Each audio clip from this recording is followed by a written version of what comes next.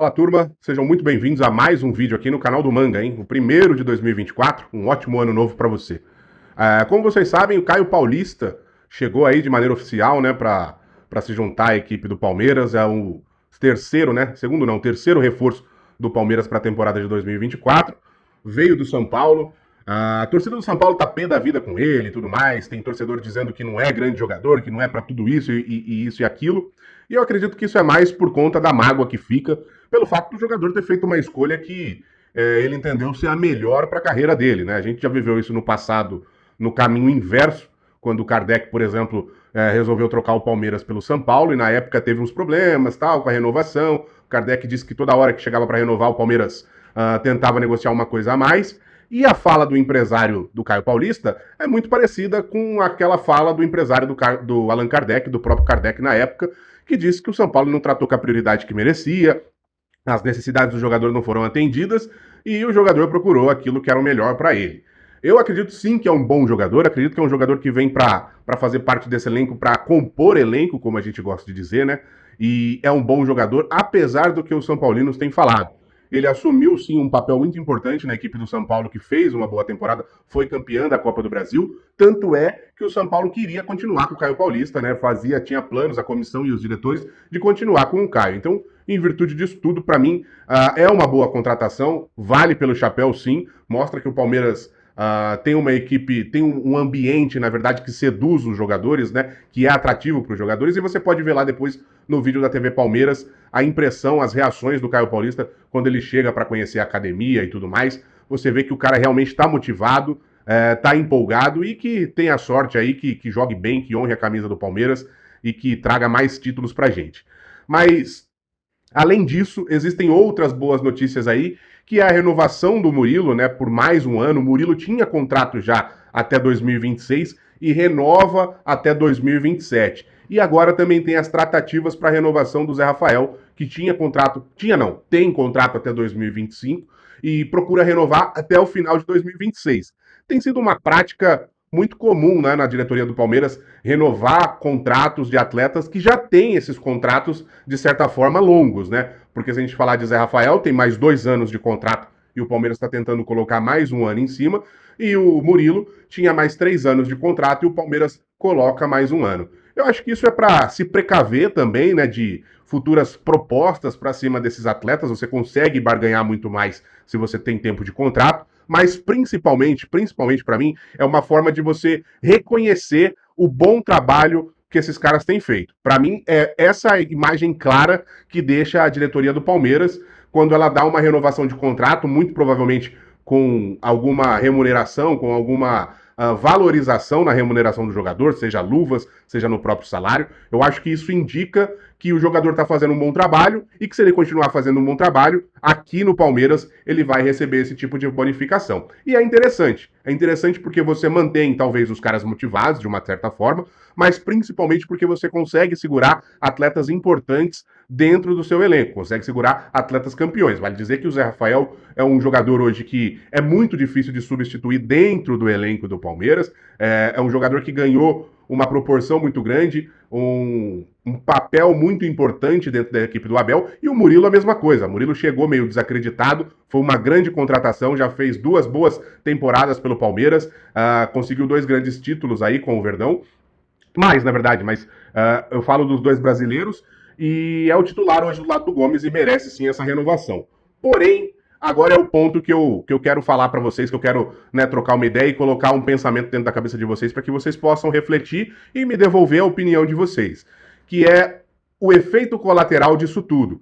Porque a gente tem visto aí que o Palmeiras contrata pouco, e de fato contrata mesmo, tem sido muito pontual nas suas contratações, né? A gente tem o Aníbal Moreno chegando, o Bruno Rodrigues e agora o Caio Paulista, que são atletas aí que têm uma boa perspectiva, têm uma boa projeção do que a gente espera deles, mas de fato não são atletas midiáticos, não são atletas talvez que chamem muita atenção, muitos holofotes da mídia.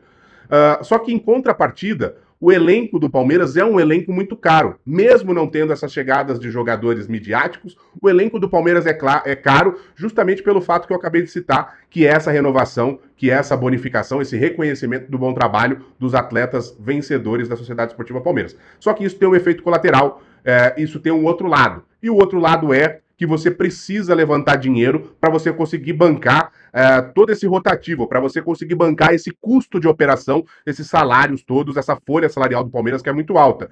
E o efeito colateral é a venda de jogadores, mais precisamente a venda de jogadores da base. E a gente está aí à vista de.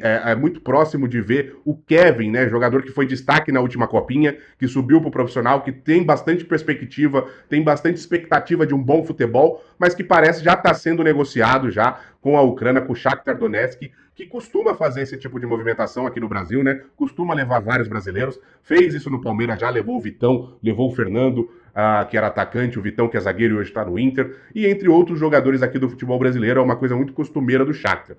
E falam em torno de 65 milhões. Só que o Palmeiras detém apenas 50% desse valor, tentando ter mais 20% desse valor.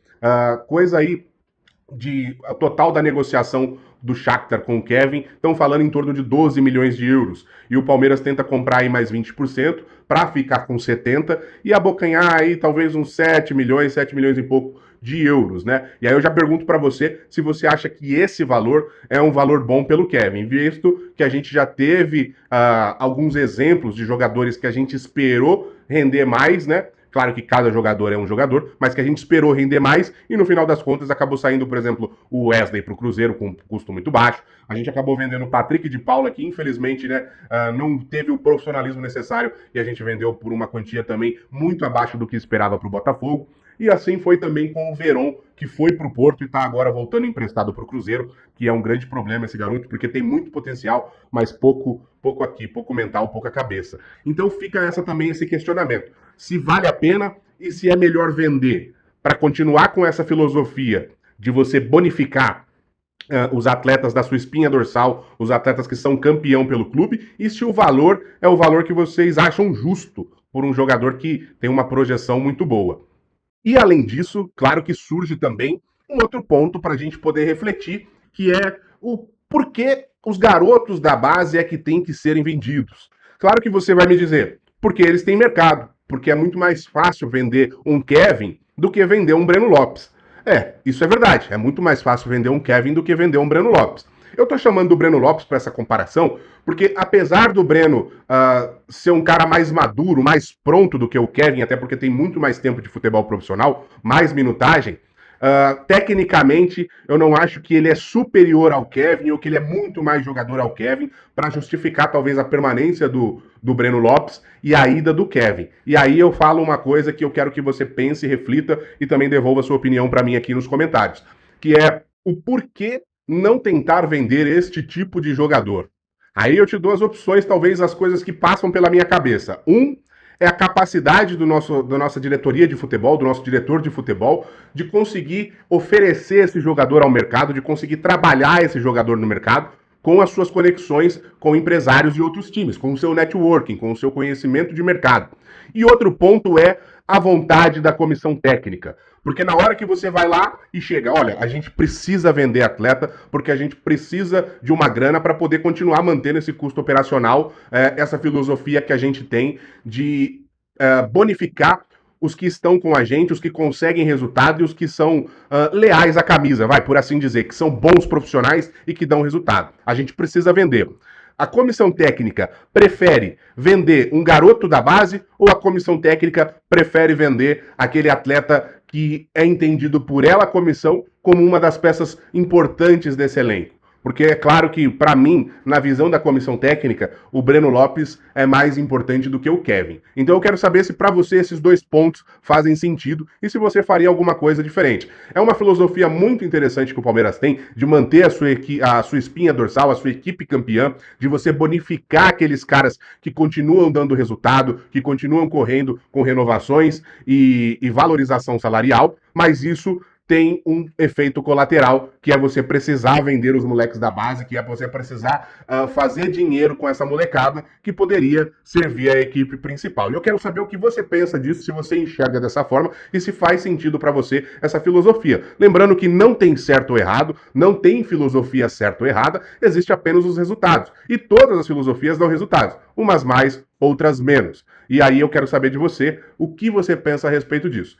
Se inscreve no canal se você não é inscrito, deixa o dedo no like se você gostou do conteúdo e ativa o sininho das notificações para ficar por dentro dos próximos. Até a próxima, valeu!